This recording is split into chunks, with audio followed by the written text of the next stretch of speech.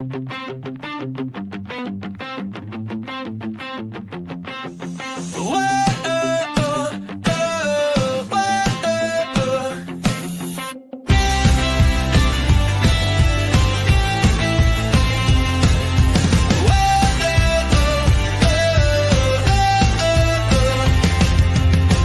up, customer platform. It's time to start the day. Discover all the value you already own. Don't let solutions slip away.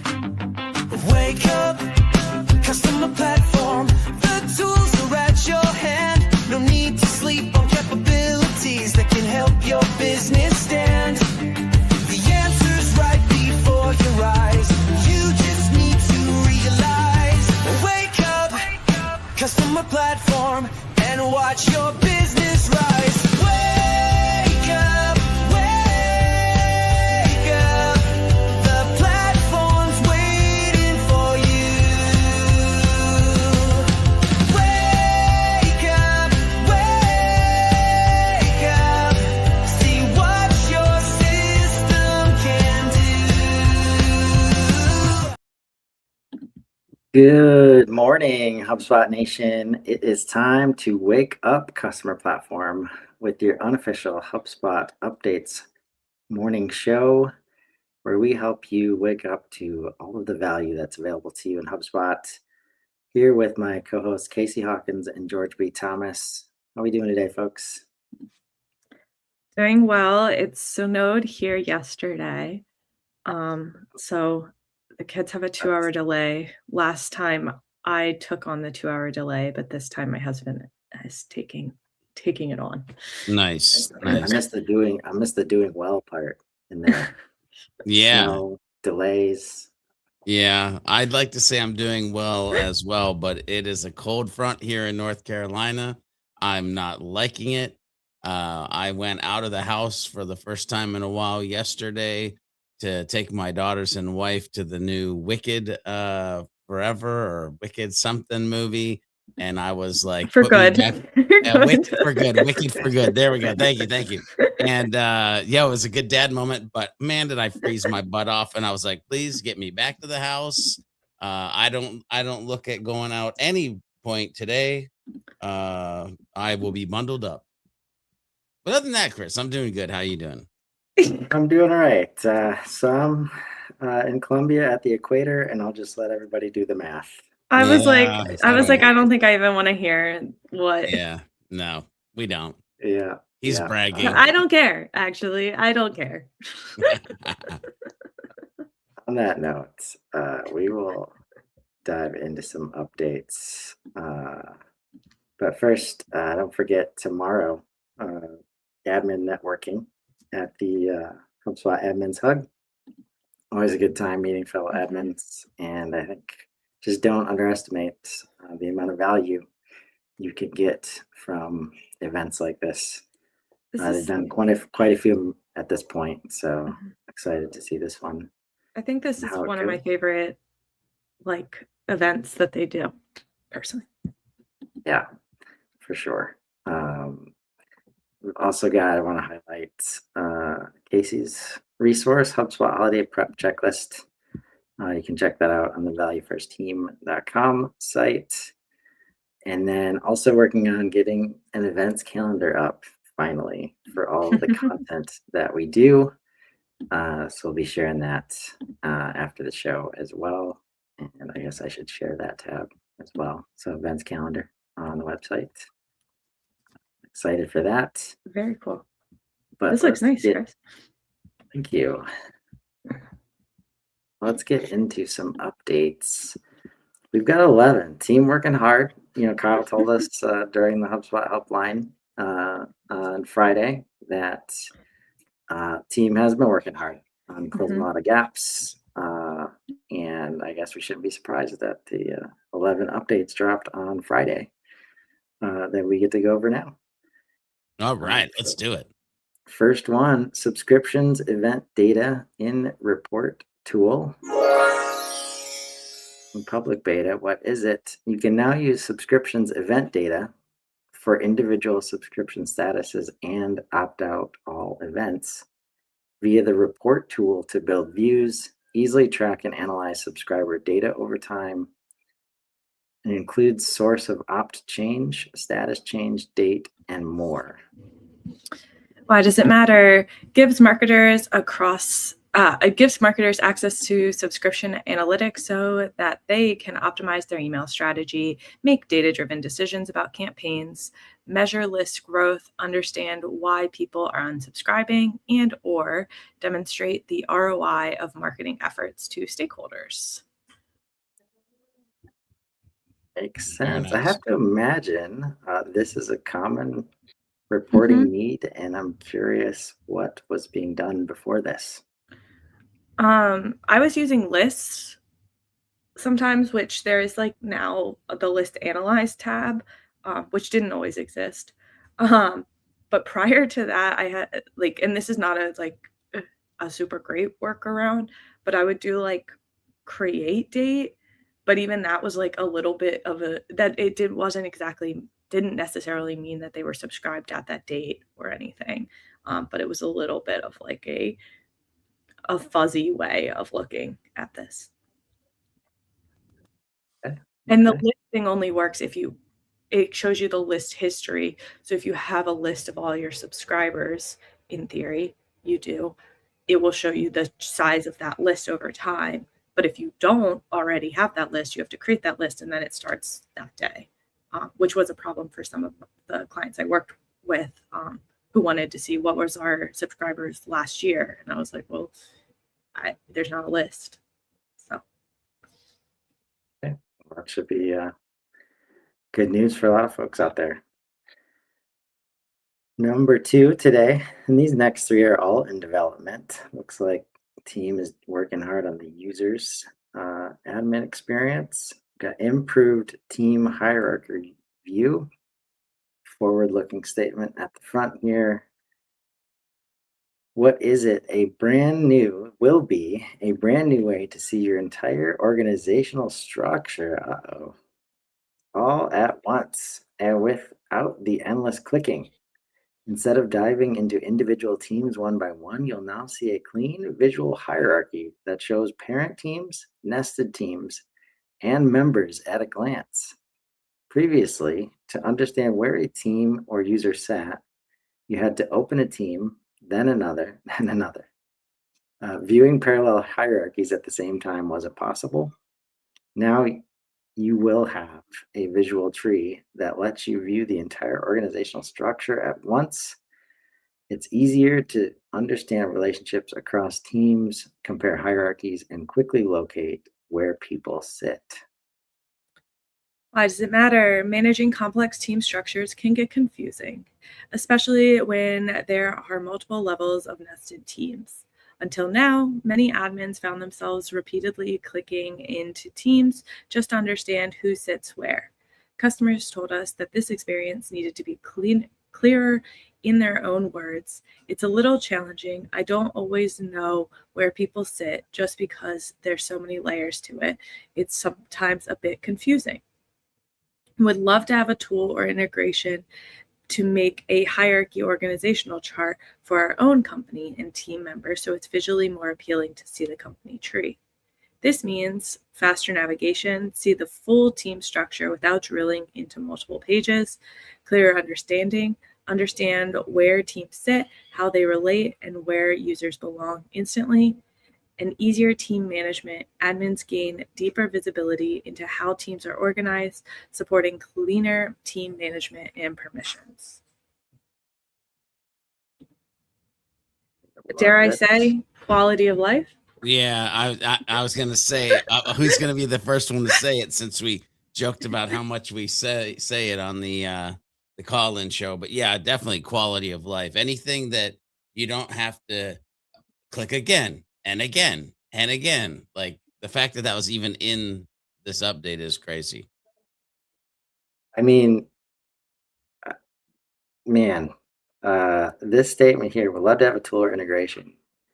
Like most companies, it's hard to find an up-to-date org chart sometimes because there isn't really a great way to keep it up to date. If it does exist, locked away in like HR land in some of the tools they use. This could be like the fastest way ever to get everybody into HubSpot, even as view only. That could be the newest trick once this is available again in development and enterprise custom platform. That is very exciting that they are going down that path. Oh, yeah. We've got admin control to unbounce internal user emails in development. Forward-looking statement at the front. I like all the sounds over there. What is it? Admins will be able to directly unbounce internal users' email addresses from the users and team's experience without needing to contact HubSpot support or use separate tooling. This new option will be available in the user's detail view for eligible bounced addresses and is limited to super admins with built-in safeguards such as rate limits and hard bounce protection. Why does it matter? Until now, only support had access to tools to manually unbounce internal email addresses. This created a bottleneck whenever an internal user's invite or notification email bounced and needed to be retired. Admins wanted to quickly restore access for a user who fixed an email issue. And teams were rolling out new workflows or notifications, but discovered critical users had previously bounced. The result, slower resolution times, more tickets to support, and risk of users missing important internal emails, such as invites, approvals, escalations, and routing notifications. By moving unbounce actions into admin experience, we give admins a fast, self-service way to restore email notifications for internal users, reduce dependency on internal support tools and queues, improve the reliability and coverage of email-based notifications across the portal. At the same time, we address spam and abuse concerns by enforcing limits, restricting hard bounces, and logging every action for review. Dang. Same dynamic to think about there. Dang. Yeah. Same dynamic. I think we need like a tally each day, maybe somehow, of like quality of life updates versus like, I don't know what the other one is. Yeah, maybe that's learn how to talk to your team so you don't have to deal with all these things. Yeah. Is where my mind's at. Yeah. Well, and mistakes happen. Yeah, they do. They do. Yeah, that's what I mean. Interesting dynamic. Maybe don't use these tools to effectively manage your team that you should be talking to learn about why they did that thing that caused the bounce. Improved users table and page. Maybe this is one of those things that can help with that. Also in development, forward-looking statement. What is it? The users page is being redesigned with modern data table functionality to streamline admin workflows and reduce friction in user management. Admins can now leverage inline editing and bulk operations to update user properties directly from the table without navigating away. Say it ain't so.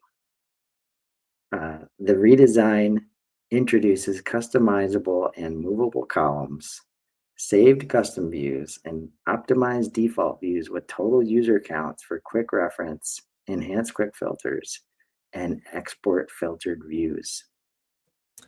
Why does it matter? Admins report that the prior user page was slow, required deep navigation to complete simple tasks, and lacked editable columns, saved views, and bulk workflows needed for scaled organizations. Basic tasks such as updating user properties, adjusting permissions, or filtering to monitor inactive or pending users often required dozens of repetitive clicks, leading to frustration and operational inefficiencies. This redesign focuses on reducing administrative overhead and introducing predictable modern table experience that already exists elsewhere in the CRM. Pop that screenshot open. Did I hear us say it isn't so, George? We got jokes this morning. No, I'm just saying it's amazing, these updates. Like we're really getting into some of the granular places to do things that just, like, again, make it so much better, so much nicer. So no, Yeah. I was not joking. I was not being facetious, as the old Okay. people might say. Okay. Yeah, and in case you didn't catch the drift, basically we're seeing a picture of the CRM index page view inside of the users and teams view in the settings area of HubSpot,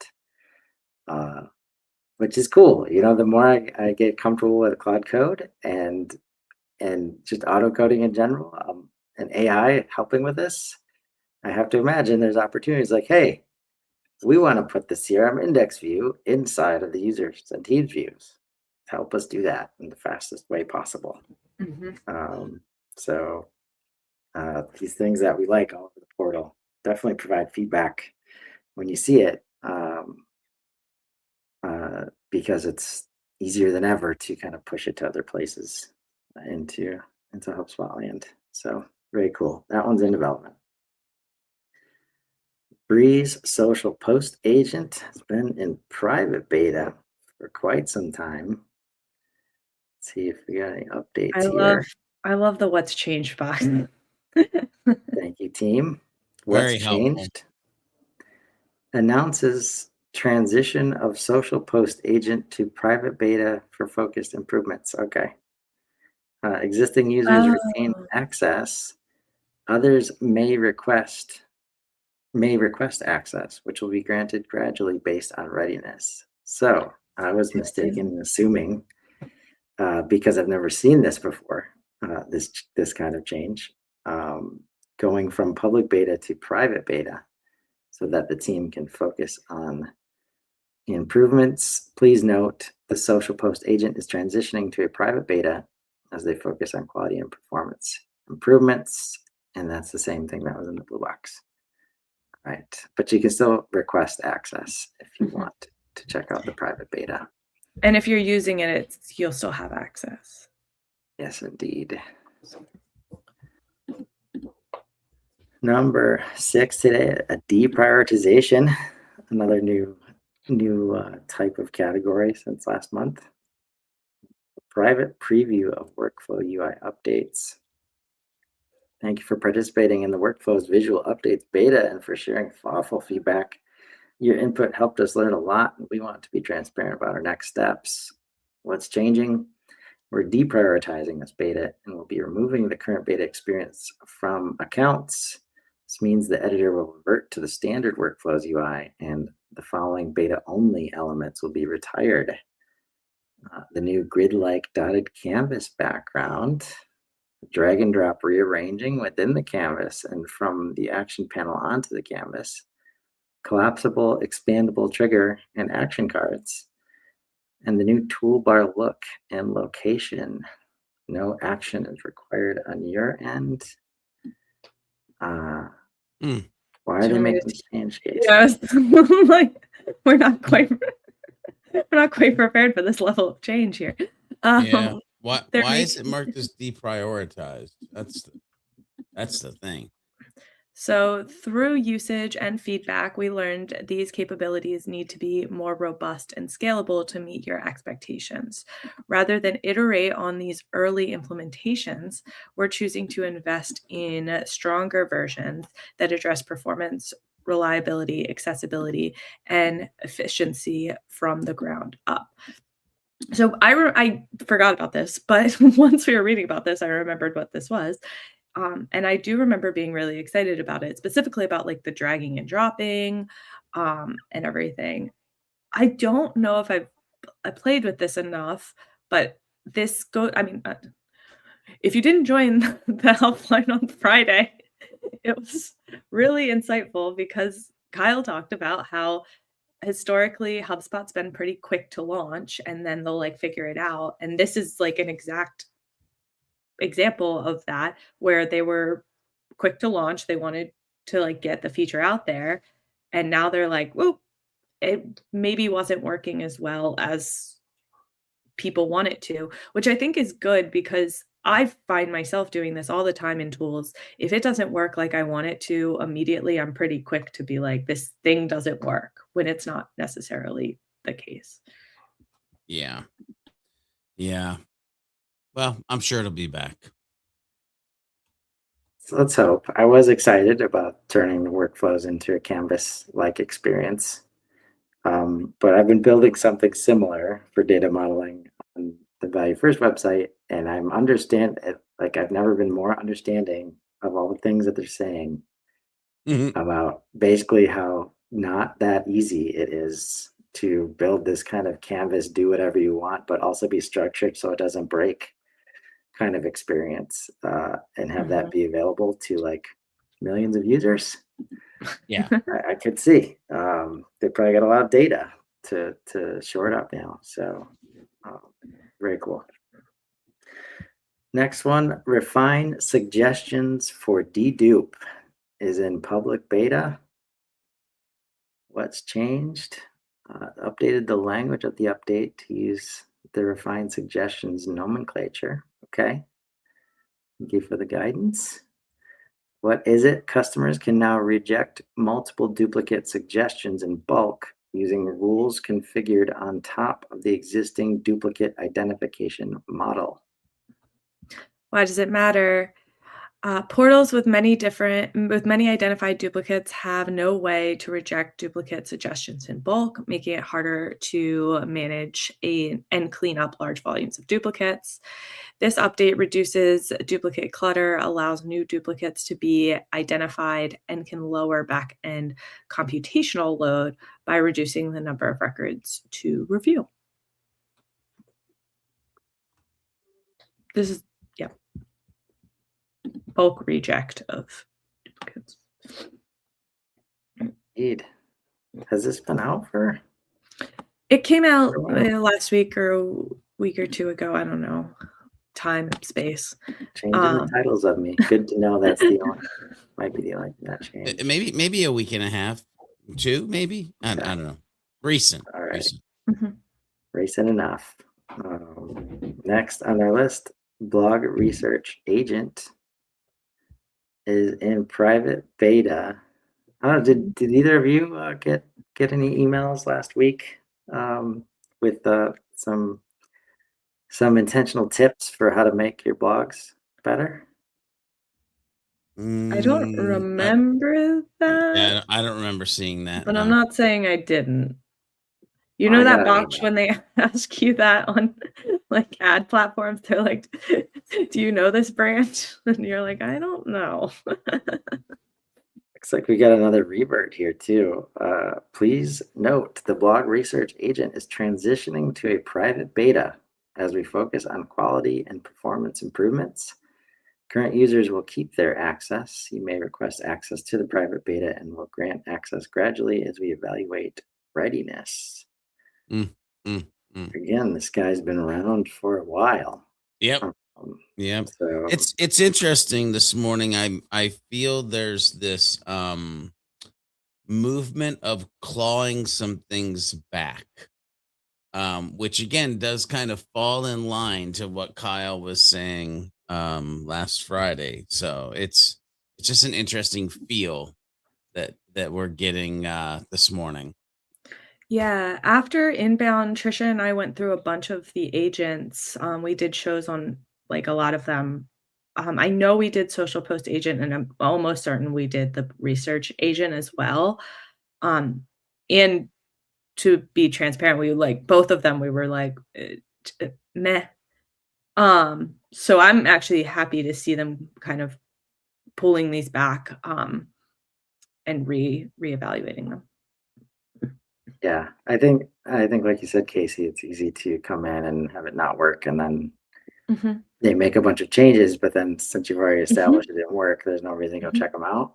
And I would imagine there's something to do with the way that things get communicated to the portal and to users based on it, whether it's public beta, private beta, in development, all these different designations, that when talking to product managers, something they always have to be concerned with is, are they about to impact the user experience in any way? And I would imagine if that keeps coming up as a reason not to do something, it's like, okay, well, how do we not worry about that, but still like make changes we need to make? Yeah. Maybe that's a big reason for them pulling back on these. Mhm. Another one in development, got expanding help desk customizations to account access users. Forward-looking statement here. What is it? They will be expanding help desk customization capabilities for views and spaces to users with account access, in parentheses, admin-base permissions. I'm not sure I know what any of these things mean. Hopefully I can figure it out, and why does it matter? Opening up help desk customizations to users with account access removes unnecessary friction for growing teams. Super admins often manage critical high-level settings across the business and shouldn't be a bottleneck for team leads or frontline managers who simply need to tailor help desk to their teams. This update empowers more users to make relevant team-specific changes without escalating every request to a super admin. Okay. There we go. So, Screenshot. yeah, thank you. So this is that. Yeah, Oh. this is that button that you always try not to click until you can't figure out how else to give the permission. And you just kind of like, all right, super admin it is. So that makes a lot more sense now that they're getting granular here and maybe spreading it throughout other systems in the portal. Who gets it? Service Pro, Enterprise, and Pro. Number 10 today, we've got mute all notifications on Android is live. What is it? Android users can now temporarily, pause all HubSpot mobile notifications for a set period using predefined time slots or custom durations. Why does this matter? Notifications keep you informed, but they can become distracting during focused work or outside business hours. With notification muting, you can control when you receive alerts, helping you stay productive while ensuring important updates don't get lost in notification overload. You can quickly silence notifications during meetings or personal time, then resume them when you're ready to engage. Makes sense. And do we have an 11th here today? We do. Help desk search relevancy improvements. I think we saw this one last week, but what is it? Help desk search result ranking has been improved to boost results that match across multiple searchable fields. Why does it matter? Support teams often search for tickets that contain information spread across different fields, like the ticket name or message body. Previously, searches did not differentiate between results that matched in one source versus multiple sources, which can lead to less relevant search results appearing higher in the list. By boosting results that match in more than one place, relevancy improves. Tickets with stronger multi-source alignment in the query raise to the top. Ambiguous queries become clearer. Results with broader supporting evidence get appropriately prioritized, and exact matches remain protected, ensuring predictable behavior for highly specific queries. Like it. We love it when search gets better. That's for sure. Paul's saying index pages everywhere, basically. Yes. Everything's an index page. Hanging out with us today, Paul. I mean, as good as the index page is getting, I wouldn't mind that. George, you're about to have some fun with your Hub Heroes mates. And we're going to hopefully unmute for that recording of the podcast. Yeah.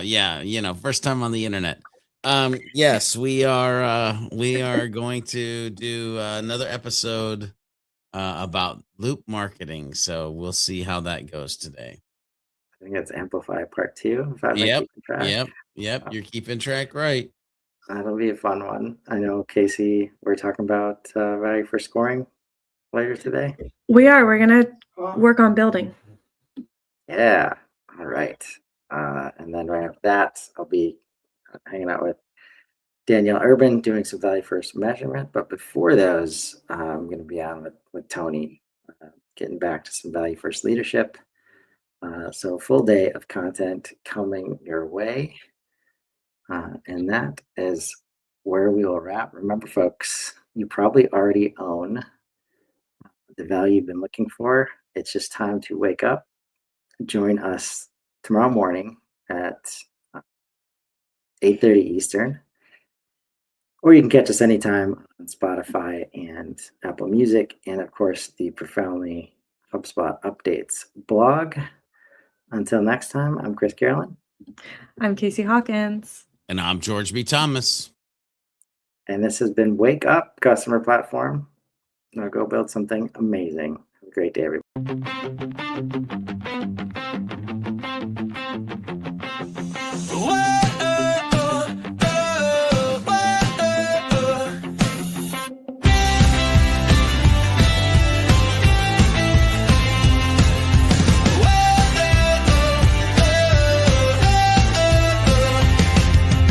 Wake up, customer platform. It's time to start the day. Discover all the value you already own. Don't let solutions slip away. Wake up, customer platform. The tools are at your hand. No need to sleep on capabilities that can help your business stand. The answer's right before your eyes. You just need to realize. Wake up, customer platform, and watch your business